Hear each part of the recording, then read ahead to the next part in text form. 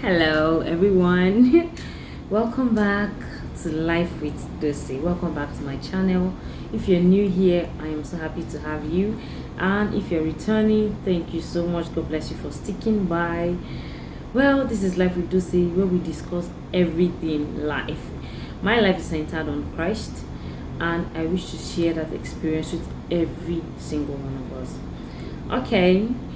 Today I want us to talk about an interesting topic, reading the room, the Esther way. Reading the room, the Esther way. Have you ever walked into a place and felt like the air was saying something, and yet words were not used? Have you ever sensed a moment that needed silence instead of noise? Wisdom instead of impulse? Strategy instead of reaction? That ability, that sensing, that wisdom is called reading the room. And in the Bible, there is no other person that read the room better than Esther. Now, Esther knew when not to speak. She knew exactly when to speak. She walked into the palace as a young girl with a very big destiny, gigantic in front of her, but she did not announce herself. She didn't enter shouting, "I am the chosen one." She didn't force the timing. She underwent that process for the whole 1 year. She didn't drag any attention to herself. She watched, she listened, and she learned. Because sometimes reading the room means holding your tongue until God says, "Speak now." Esther knew when to prepare.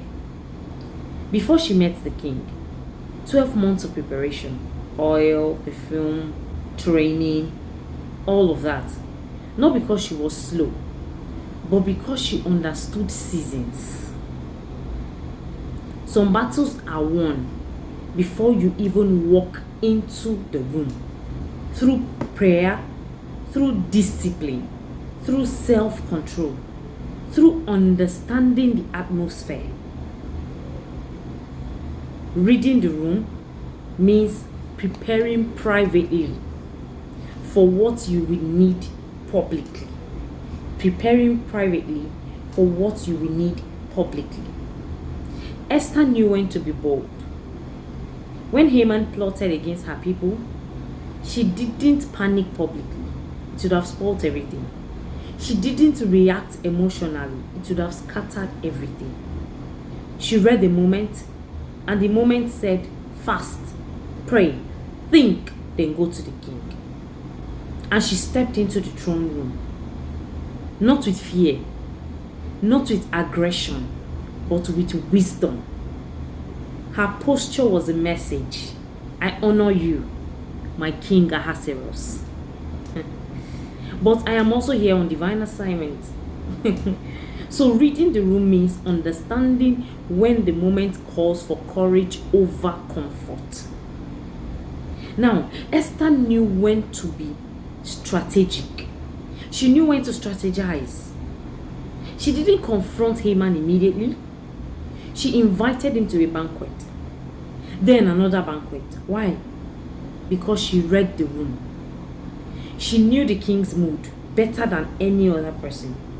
She knew timing was everything. And if she missed it, it means she would perish. And when the moment was ripe, she spoke. Just once. Just once did she speak. But she spoke just the right words that were just enough. And boom, a whole nation was saved. Sometimes the power is not in speaking loudly, but in speaking wisely. So today, learn from Esther. Read your environment. Discern people's moods. Understand timing. Sense when to speak. Know when to stay silent. Zip it. Carry wisdom into every room you enter. And above all, invite God into the room with you.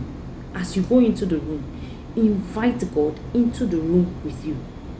Esther did not just read the room, she read the spirit behind the room. That's why she succeeded. That's why she survived. And that was how she became queen. So, that is what you too should do. Read the room, so you don't go about wasting your precious time. I hope you are blessed by this. Thanks for stopping by.